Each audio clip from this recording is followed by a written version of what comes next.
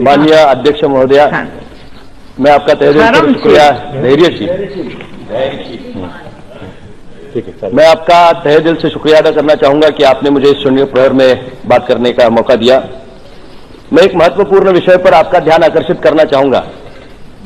ये देश में जो सरकार है वो सरकार हमेशा कहती रहती है कि ये संवेदनशील सरकार है, सर्वसमर्पक सरकार है और सारे लोगों को साथ लेकर चलने में उनका विश्वास है।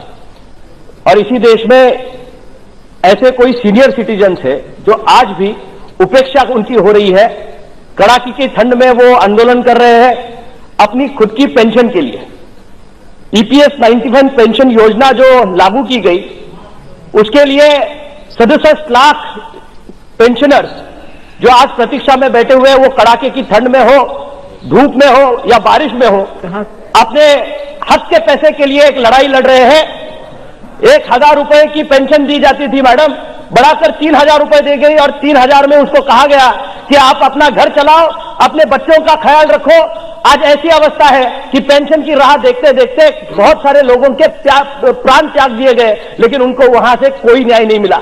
मैं सरकार के माध्यम से एक मांग करना चाहूंगा, अगर वो संवेदनशील सरकार है और उसका प्रमाण देना चाहती है तो निश्चित रूप से जो 67 लाख पेंशनर्स यहां काम कर रहे हैं, जिन्होंने सरकार का बल बढ़ाने का काम किया है, निम्न सरकारी योजनाओं में काम किया है, कोश्यारी कमेटी के माध्यम से एक रिपोर्ट यहां आ गई है, सुप्रीम कोर्ट ने भी इसमें जजमेंट दिया है कि उनको 9000 रुपए की पेंशन लागू की जाए और उनके हेल्थ सर्विसेज की योजनाओं में दखल दी जाए और उनका आगे का स्वास्थ्य जीवन जाने के लिए, उनको एक आत्मनिर्भर जीवन जीने के लिए एक सहायता निश्चित रूप से शासन की ओर से, सरकार की ओर से होना बहुत जरूरी है। और मैं आपके माध्यम से सरकार से मांग करता हूं कि ये योजना कोश्यारी समिति के रिपोर्ट के हिसाब से लागू की जाए। बहुत बहुत धन्यवाद।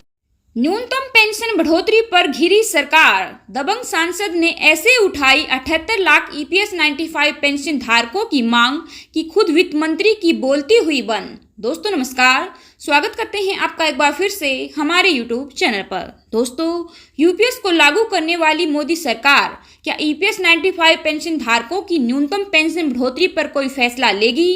क्या न्यूनतम पेंशन 7500 रुपये प्रति महीना और महंगाई भत्ते का आश्वासन देने वाली वित्त मंत्री अपने वायदे को निभाएंगी या फिर चुनाव खत्म होते होते ये वायदे भी सिर्फ एक आश्वासन बन के रह जाएंगे?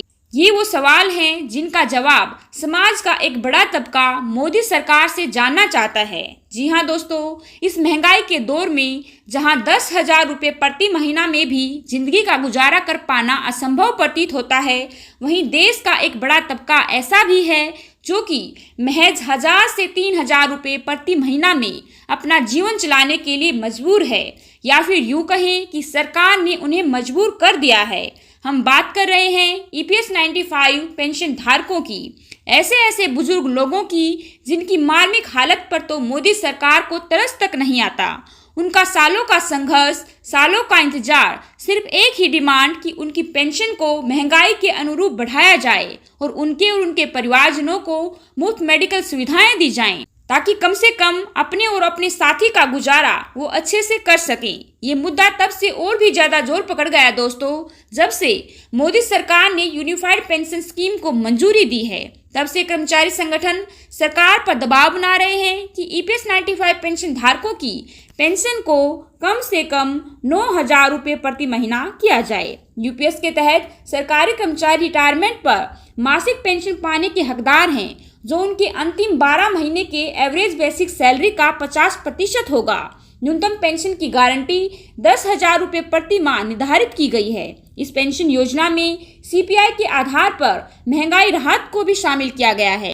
केवल वो कर्मचारी जिन्होंने 25 साल की सेवा पूरी की है, वो पूर्ण पेंशन पाने के हकदार होंगे। इसके बाद से ही दोस्तों Chennai EPF pensioners welfare association ने हाल ही में केंद्रीय श्रम एवं रोजगार मंत्री मनसुख मांडविया को पत्र लिखकर ईपीएस के तहत पेंशन धारकों के लिए न्यूनतम मासिक पेंशन को बढ़ाकर 9000 रुपये प्रति महीना करने तथा महंगाई भत्ता देने की वकालत की है।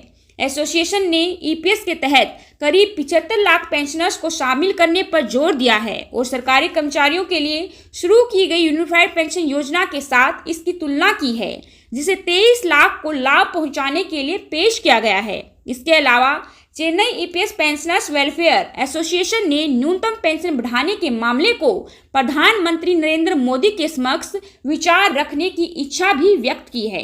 कर्मचारी भविष्य निधि संगठन के सदस्य रिटायरमेंट पर पेंशन के लिए पात्र हैं।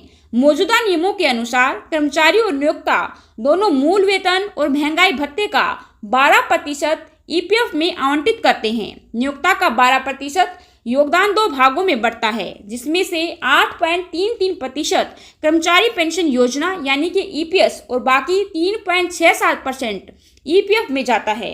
ईपीएस के लिए 8.33% का योगदान अधिकतम 15,000 रुपये तक सीमित है, चाहे कर्मचारी का वेतन कितना भी अधिक क्यों न हो। ईपीएस गाइडलाइंस में संशोधन के पश्चात 2014 में ईपीएस योगदान पर यह सीमा तय की गई थी। दोस्तों, पिछले सप्ताह ही पेंशन धारकों के संगठन ईपीएस 95 राष्ट्रीय आंदोलन समिति के एक प्रतिनिधि मंडल ने कर्मचारी भविष्य निधि संगठन के वरिष्ठ अधिकारियों से मुलाकात की और न्यूनतम मासिक पेंशन 7500 रुपये की अपनी लंबे समय से चली आ रही मांग पर जोर दिया। ईपीएस 95 राष्ट्रीय आंदोलन समिति ने एक बयान में कहा कि सदस्यों ने ईपीएस सदस्यों और उनके जीवन साथी के लिए पूर्ण चिकित्सा कवरेज की मांग की है। ईपीएस 95 एनएससी सदस्य वर्तमान में केवल 1450 रुपये की औसत मासिक पेंशन के स्थान पर 7500 रुपये मासिक पेंशन की मांग को लेकर विरोध प्रदर्शन कर रहे हैं। इस महीने की शुरुआत में केंद्रीय श्रम और रोजगार मंत्री मनसुख मांडविया ने ईपीएस 95 एनएससी प्रतिनिधियों से मुलाकात की थी और उन्हें आश्वासन दिया था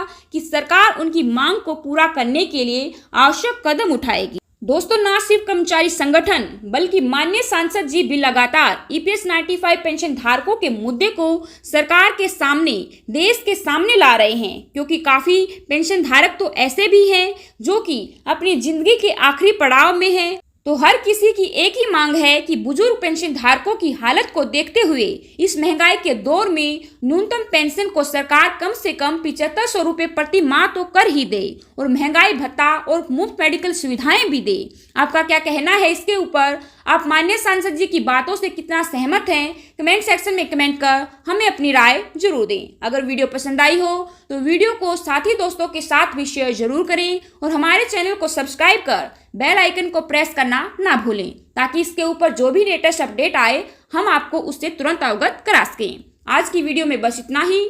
जल्द ही हाजिर होंगे एक नई वीडियो के साथ। तब तक के लिए बने रहे हमारे साथ। धन्यवाद। जय हिंद, जय भारत।